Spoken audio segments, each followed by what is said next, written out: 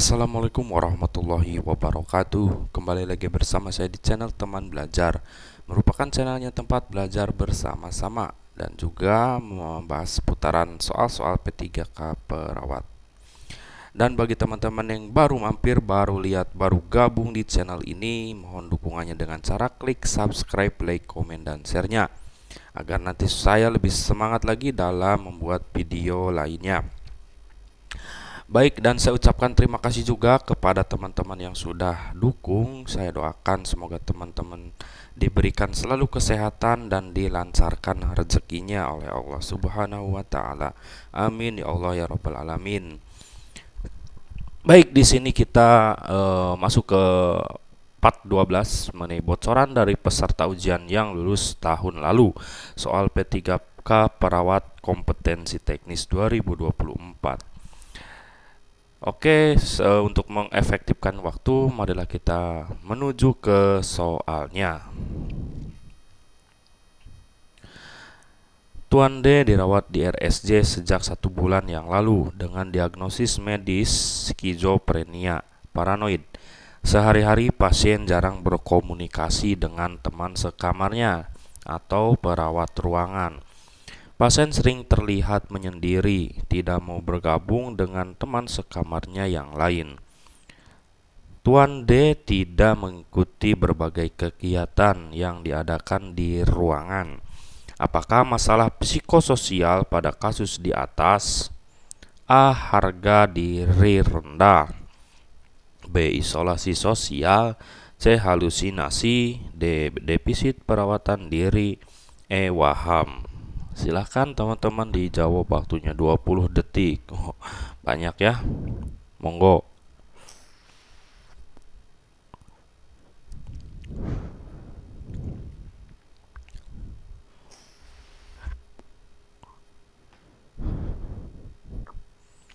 Baik, sudah ya. Jawabannya adalah B, teman-teman ya. Isolasi sosial. Di soal yang ditanyakan adalah masalah psikososial ya. Yang pada kasus di atas adalah ada kata kunci di sini ya. Nih. Pasien jarang berkomunikasi ya. Terus juga di sini sering terlihat menyendiri. Nah, ini tidak mau bergabung ya, tidak mau mengikuti kegiatan. Nah, itu udah banyak banget kata kuncinya ya yang mendukung ke diagnosa isolasi sosial. Oke, mantap, gampang ya. Lanjut ke soal berikutnya. Nyonya D dirawat di RSJ dengan diagnosa medis skizofrenia paranoid. Saat dikaji, data yang didapatkan yaitu Nyonya D nampak berbicara dan ketawa sendiri. Pasien mengutarakan bahwa Nyonya D sering mendengarkan suara pria yang mengajaknya berbicara. Nyonya D lebih banyak berdiam diri di kamarnya dibandingkan dengan bersosialisasi dengan teman kamar lainnya. Tindakan yang sesuai dengan kasus di atas yaitu A. Mengajarkan untuk melakukan distraksi. B. Merekam pembicaraan antara pasien dengan orang lain. C. Mengontrol halusinasi dengan cara menghardik. D. Mengidentifikasi tingkat keparahan penyakitnya. E. Bersosialisasi. Silakan dijawab, waktunya 10 detik dari sekarang.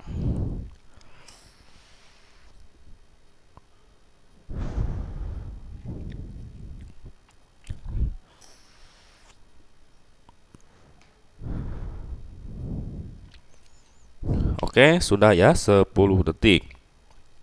Baik, di sini kita coba bahas, dijawab dulu ya, jangan dulu munculkan jawabannya, kunci jawabannya. Yang ditanyakan di sini langsung ya, tips dan triknya itu kita langsung membaca atau melihat dari pertanyaan soal tersebut apa. Nah, di sini tindakan yang sesuai dengan kasus ya. Nah, jadi kita yang ditanyakan tindakannya apa. Nah, jadi ada kasus di sini itu pasien skizofrenia paranoid. Nah, ini Didapatkan data yaitu pasien tersebut nampak bicara dan ketawa sendiri. Nah, ini udah halusinasi ya, mulai ya, tanda gejala halusinasi. Dan dia sering mendengarkan suara. Nah, halusinasi pendengaran di sini ya. Oh, mengajaknya berbicara ya. Terus juga di sini pasien banyak berdiam diri di kamarnya dan dibandingkan dengan bersosial. Nah, ini jebakan ya. Ini jebakan ya. Nah, berdiam diri di kamarnya ya dengan bersosial dengan. Nah, ini jebakan, jangan terkecoh ya teman-teman ya. Kita fokusnya itu ke ini ya, nampak berbicara dan tertawa sendiri. Nah, itu halusinasi jelas ya. Nah, kalau halusinasi itu kita tindakannya apa? Menghardik teman-teman ya. Nih, yang C, mengontrol halusinasi dengan cara menghardik. Contohnya pergi sana, suara palsu gitu kan ini halusinasi pendengaran ya. Pergi sana, suara palsu gitu, jangan mengganggu saya, kayak gitu ya contohnya ya. Oke, apakah betul jawabannya C?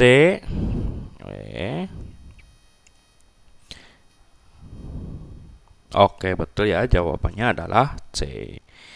Mantap. Lanjut ke soal berikutnya. Tuan D usia 20 tahun dirawat di RSJ saat pengkajian. Didapatkan hasil bahwa pasien sudah 4 hari tidak mandi. Pasien mengatakan malas untuk mandi.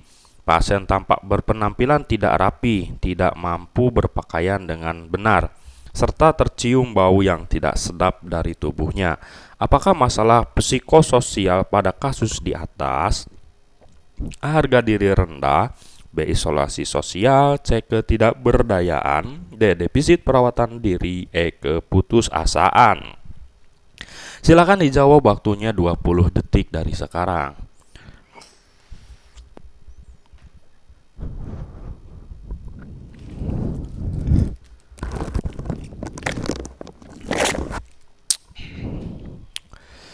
Minum dulu teman-teman.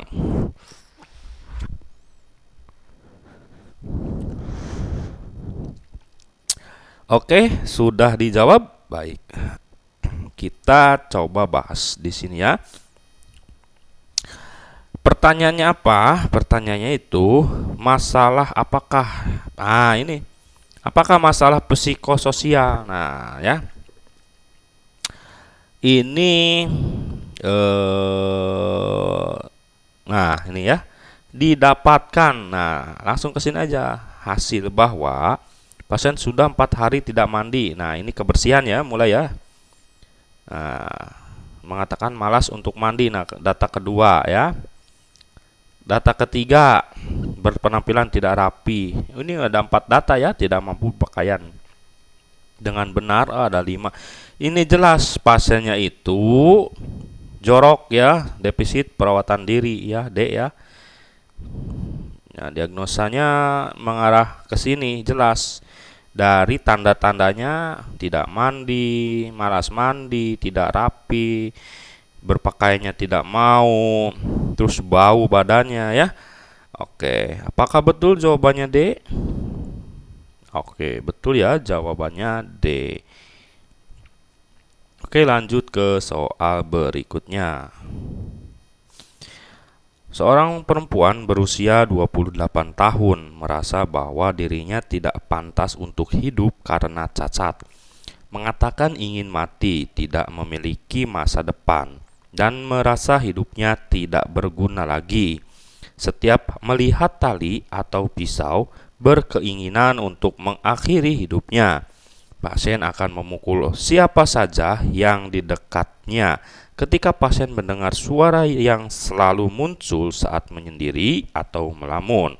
Apakah diagnosa keperawatan yang tepat untuk kasus di atas? A. Harga diri rendah, B. Halusinasi, C. Isolasi sosial, D. Perilaku kekerasan, atau E. Resiko bunuh diri. Silakan dijawab 10 detik dari sekarang.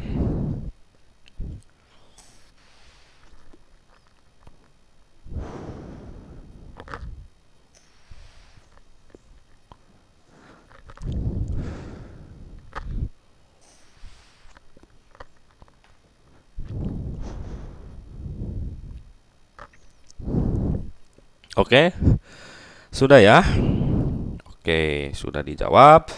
Kita langsung bahas di sini. Seperti biasa, tips dan triks dalam menjawab soal yang panjang itu langsung saja kita baca pertanyaan soal itu sendiri. Apa? Di sini yang ditanyakan, apakah diagnosa keperawatan yang tepat untuk kasus di atas? Langsung kita ke soal atasnya itu apa?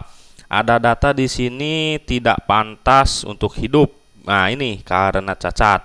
Nah, data pendukung yang kuat ya. Terus mengatakan ingin mati. Nah, dia ingin mati. Nah, tidak memiliki masa depan dan merasa hidupnya tidak berguna lagi. Nah, ini diperkuat ya. Setiap melihat tali atau pisau berkeinginan untuk mengakhiri hidupnya. Nah, ini pengecoh ya. Kalau kalimat atasnya itu pengecoh ya teman-teman ya. Sorry, bentar. Nah, ini merahnya. Nah, ini pengecoh. Pasien akan memukul siapa saja yang ada di dekatnya ketika pasien mendengar suara yang selalu muncul saat menyendiri. Ya, jadi ini pengecoh yang benarnya itu di atasnya itu, ini resiko jelas mau bunuh diri teman-teman ya. Jadi jawabannya D, ya. Apakah betul jawabannya E? Risiko kekerasan. Salah ini. Jawabannya yang salah, Cok.